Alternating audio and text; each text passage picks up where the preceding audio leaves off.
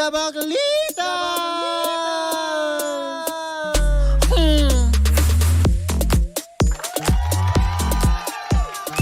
Same pero iba.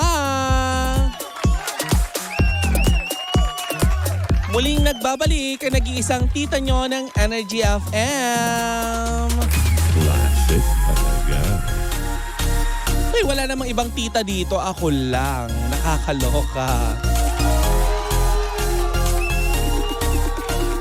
At kayo'y patuloy pa rin na nakatutok sa number 106.7 Energy FM. Panggawag mong sabihin radyo. Sabihin mo.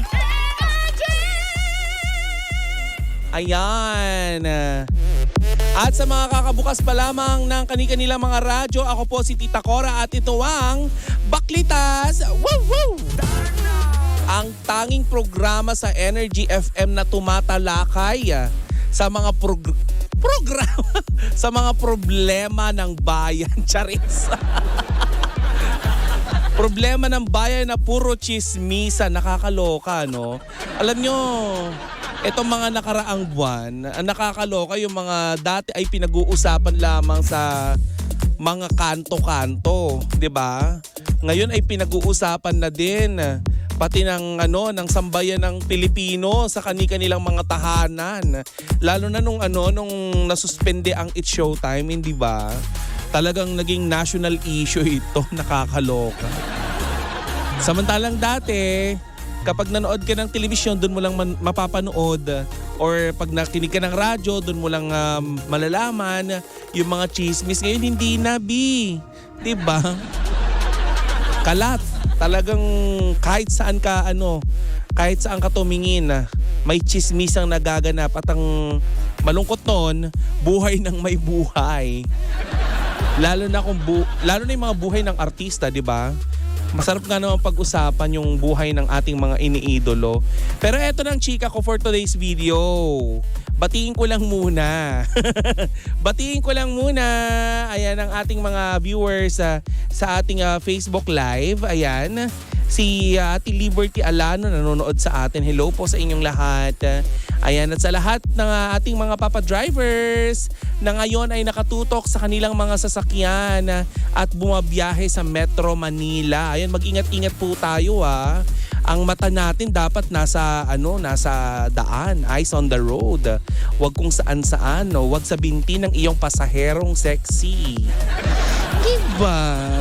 Nakaka-relate ako kasi nakalabas yung legs ko kanina sa loob ng sasakyan. Alam niyo naman ang Tita Cora niya, nagta-tricycle lang ako papasok ng trabaho. Ay nako, nakakaloka. Anyway, Pangga, eto na ang chika ko for today's video na hindi talaga magugustuhan ito. Ni Cathy Amos. Hello po. Ayan ang Rina ng Sydney. Diba? Eto na ang chika ko. Kasi diba kung matatandaan natin, nitong nakaraang buwan ay panay-panay nga yung patutsada nitong si Andrea Brillantes dito sa kanyang ex na si Richie Rivero. Actually si Richie Rivero hindi naman masyado nagsalita eh. Itong si Andrea Brillantes, kaliwat kanan yung pagpapa-interview. Ang nakakaloka nito, pagkatapos ng ilang buwan na pananahimik, ayan, bahagyang pananahimik kasi may mga interview din naman si Richie pero hindi ganun karami. Si Andrea kasi talagang bongga. Pagkatapos ng pananahimik nito ng very very light ay sa wakas ay nagsalita na itong si Richie Rivero. At pagbubunyag nga nito sa kanyang sa interview sa kanya na itong si Andrea Brillantes daw pagkatapos nilang maghiwalay ay may mga pagkakataon na madaling araw nagpupunta pa rin, makinig, nagpupunta pa rin sa bahay ni Richie Rivero ng madaling araw. Girl, anong ginagawa mo doon? Ang sabi ni Richie Rivero, ano ba tong gusto mo? Bakit ka nagpupunta na madaling araw doon? Gusto mo ba makipagbalikan? Ganon. Diba? Akala ko ba hindi siya naglo-laundry? Yun ang chika ni Andrea Brillantes, di ba? Akala ko ba hindi siya naglo-laundry? Bakit pinupuntahan mo ng madaling araw? Di ba, Ate Rovicel? Nakakaloka yun. Pero eto lang hindi ko kinaya, Mamshi. Etong kanyang kaibigan ay may patutsada din dito kay Richie Rivero. Di ba? Itong si Bea Bores. Ayan, best friend ito ni Andrea Brillantes. Nung nagpatutsada itong si Bea Bores doon sa kanyang Twitter account, ni-retweet ito ni Richie Rivero. Ayan, at ang sabi ni Richie Rivero, maglalabasan na ba tayo ng labahan? So nangangahulugan ba ito na maglalabasan na ba tayo ng kani-kaniyang mga baho, ng kani-kaniyang mga sikretong malupit na walang halong clue? Diyos ko po. Kasi nga naman, bakit nga naman binanggit pa ni Andrea, di ba? Ni hindi nagpapalaundry itong si Richie Rivero. Though hindi naman niya pinapangalanan. Di ba pati yung mga gamit issue na kapag binawi daw kuno yung mga gamit, baka daw walang matira dun sa loob ng kondo. So parang bakla magmahal itong si Andrea Brillantes, di ba? Di ba may mga chika pa siya na merong nawala sa kanya na hindi naman pera, hindi naman parang trabaho ata or what na talagang mahal yung halaga, milyon, parang ganun. Ayan, so hindi na nga kinaya nitong si Richie Rivero at saka kaya siya nagsalita. Kasi nga di ba napapabalita na ito na meron na siyang kaugnayan o meron na siyang relasyon doon sa isang konsihal, ayan, dyan sa May Laguna. Kaya naman siguro nagsalita nitong si Richie Rivero upang matapos na din yung mga chika-chika tungkol sa kanya. Kasi ewan ko ba sa mga brands din, no? Bakit hindi kinukuha si Richie Rivero na na endorser ng mga labahan or ng mga sabong panlaba? Diba? Kasi pag nabanggit mo, labahin, Richie Rivero.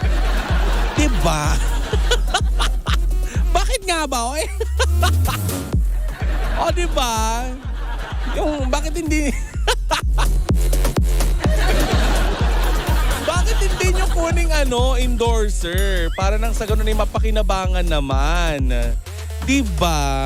Pogi-pogi nitong bata na to tapos sasabihan lang ng hindi naglalaba.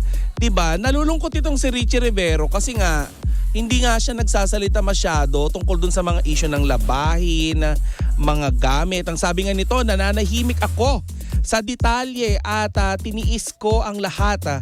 Ang mga gawa-gawa nilang paninira dyan sa mga laundry na yan. Bakit naman kasi ginawa ng kwento yung laundry? Di ba pati yung nanay ni Richie Rivero talagang nakikialam na din ngayon. May mga pa-cryptic post na din ito kaya nakakaloka lahat na nagrayot-rayot na. Ang sabi ng mga netizen, mga nababasa ko sa comment section ng mga post nila, itong si Andrea Brillantes ba ay hindi pa rin nakaka-move on? Kuya, ang tagal na. Di ba dapat nasa na siya, nasa moving on stage na siya?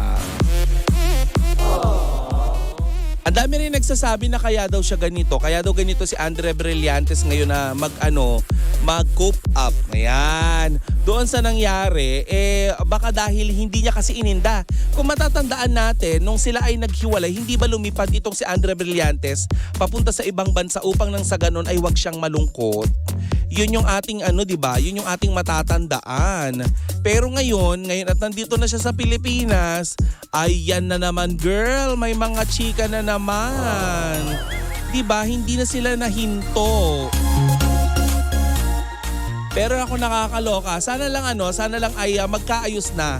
Magkaayos na itong si Andrea Brillantes. Itong si Richie Rivero naman mukhang masaya naman dahil nga 'di ba meron na siyang bago. Though wala pa namang pag-amin directly na sila na talaga. Kung sila naman talaga, di masaya na siya. Itong si Andrea siguro karapatan din niyang sumaya, 'di ba? Kaya sana, 'di ba, yung mga nakapaligid kay Andrea, wag siyang iiwanan, 'di ba? Upang nang sa ganun ay hindi siya malungkot at nang hindi na din siya pumunta ng madaling araw dun sa bahay di umano ni Richie Rivero. Nakakaloka. Girl, huwag kang pupunta doon ng madaling araw. Baka mamaya, pukpukin ka ng bote dahil hindi ka kilala ng guard. Charing. Huwag kang pupunta doon, girl. Baka ipahabol ka sa aso. Huwag ganon, madaling araw, girl. Hindi naman na kayo, kaya wag ka nang gumora doon. But anyway, eto ang hindi mapupunta sa bahay ni Richie Rivero pero mamimigay siya ng papremyo, di ba? nakakaloka. Lola Curbs, pasok! So, ang Energy FM Super October, the 25th year anniversary promo nationwide. Tunog, pera, Paano yung shake? Woo!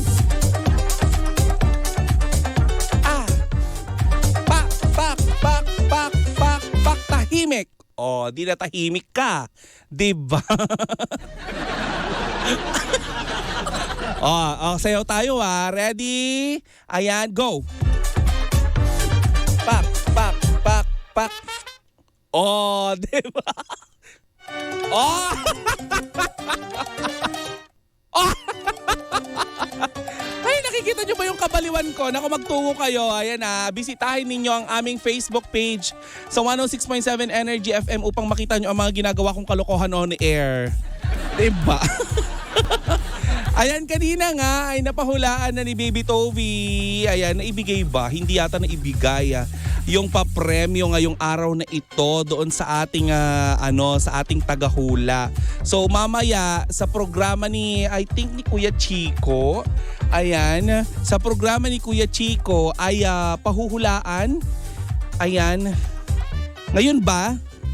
Mamaya pa sa programa ni Kuya Chico. Ayan, sa programa ni Kuya Chico ay makakatawag kayo upang nang sa ganoon ay ihulaan natin yung ating mahiwagang tunog ngayong araw na ito. Ay, nako, nakakaloka. Ang clue ni Baby Toby kanina ay minsan malaki. Punong-puno ng kahulugan. Ay, Baby Toby, ano ba yon? Minsan malaki. Ikaw ba yung yung ganun mo? Minsan malaki. Nakakaloka si Baby Toby. Minsan daw malaki. Ayan. So tayo naman, teka lang muna, manahimik ka muna. Ayan, ipaparinig naman natin sa ating mga pangga kung ano yung tunog. Ayan makinig maigi. Ano yun? Parang papag. Isa ba? Hoy, hindi ko kinakaya. Parang ganyan yung tunog nung nung kama doon sa may motel. Isa pa nga. Halabi. Yung tunog na makahulugan. Hindi ko kinakaya. Oh, last na. Pakinggan maigi ha, mga pangga ha. Marami na akong binigay na chance sa inyo ha. Umiinit ng ulo ko doon ka sa faraway. Charing, eto na. Ay, nakakaloka. Nakakaloka yung tunog. Hindi ko kinakaya, bes. Ulitin ko lang ha, yan ang ating tunog pera ngayong araw na ito. Ayan para mahulaan at magkaroon ng pagkakataong manalo ng 1,000 pesos ngayong araw na ito ay tumawag lamang kayo sa programa ni Kuya Chico mamayang hapon. At abangan nyo ngayong maghapon dahil ipaparinig ulit sa programa ni DJ Jimbo at saka ni Sheena yung tunog upang nang sa ganon ay magkaroon kayo ng clue. Ang aking clue ngayong araw na ito, makinig mabuti. Ang aking clue, may buhok.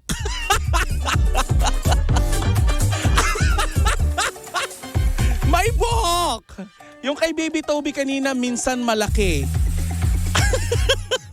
May buhok. Ay nako. Nako ayan may buhok. Ano ba yung may buhok tas minsan malaki? Kayo na ang bahala ha. Makipaghulaan kayo sa amin ngayong araw na ito at magkaroon ng pagkakataong manalo ng 1,000 pesos bilang pagdiriwang namin sa aming 25th year anniversary ng 106.7 Energy FM. Ayan, nakakaloka ha. Anyway mga pangga,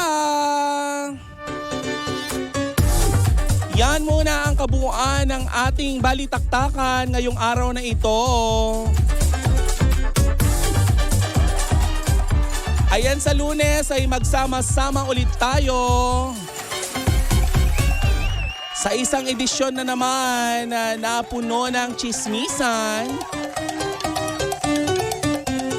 tawanan,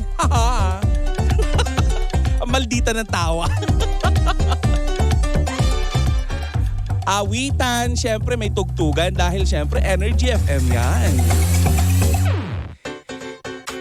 Ako po ang inyong Tita Cora at sa ngalan ng aking partner na si Kapitana Sisa, eto ang Baklitas! Woo woo!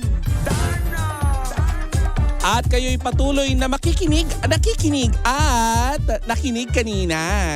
Dito pa rin sa number 106.7 Energy FM. Pangga, huwag mong sabihin radyo, sabihin mo.